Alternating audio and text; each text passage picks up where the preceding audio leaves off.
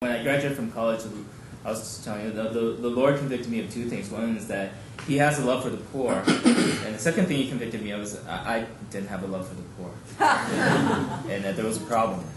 And so I joined an organization called Servant Partners, which works in urban slums around the world, and that's how I came into Pomona. I did a 2-year internship with Servant Partners, and that was crucial for my discipleship.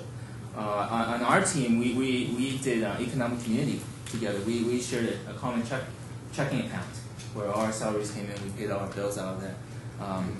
So 5 of us, and we shared 3 cars between us. And most of that team has since gone overseas to live in urban slums around different parts of the world, North Africa, Morocco, Asia. It's just but the Lord's had me stay here, which is great too, because He's given me a career where I can actually support a lot of these missionaries, and that's very exciting.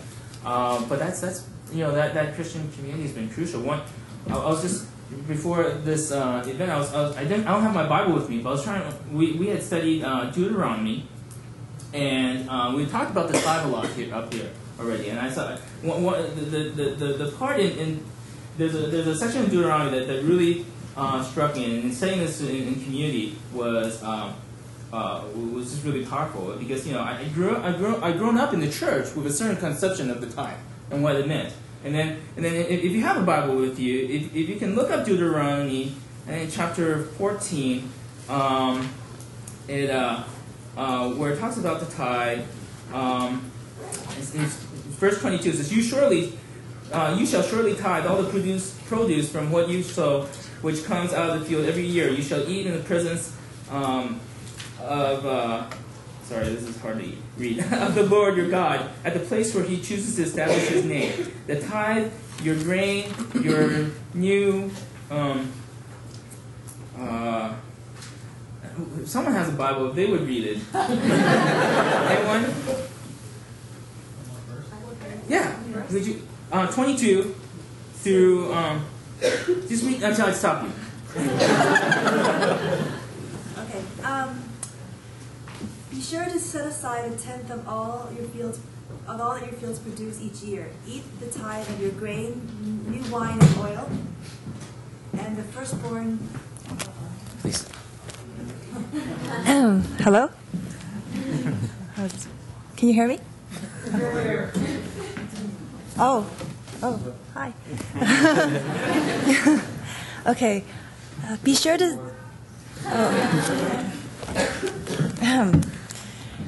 Be sure to set aside 1/10 of all that your fields produce each year.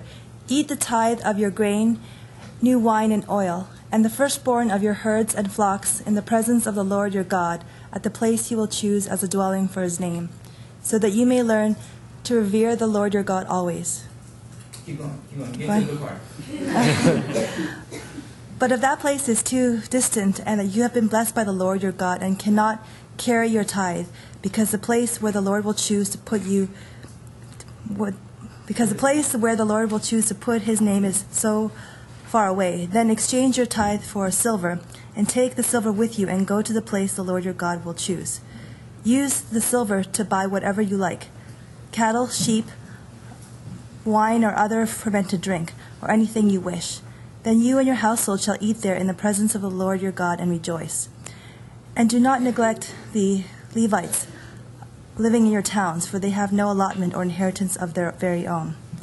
At the end of every 3 years, bring all the tithes that the years produce and store it in your towns, so that the Levites, who have no allotment or inheritance of their own, and the aliens, and the fatherless, and the widows who live in your towns may come and eat and be satisfied. And so the Lord your God may bless you in all the work of your hands. Thank you very much. That was just a really powerful passage for you to study, to realize, this conception of the tithe. I mean, essentially what it is it's a huge party. I mean, we should take a moment and fermented drink. Okay, and think about What's a good annual salary? Throw something out there. 70,000. 10% of 70,000. 7,000. Easy math. Okay.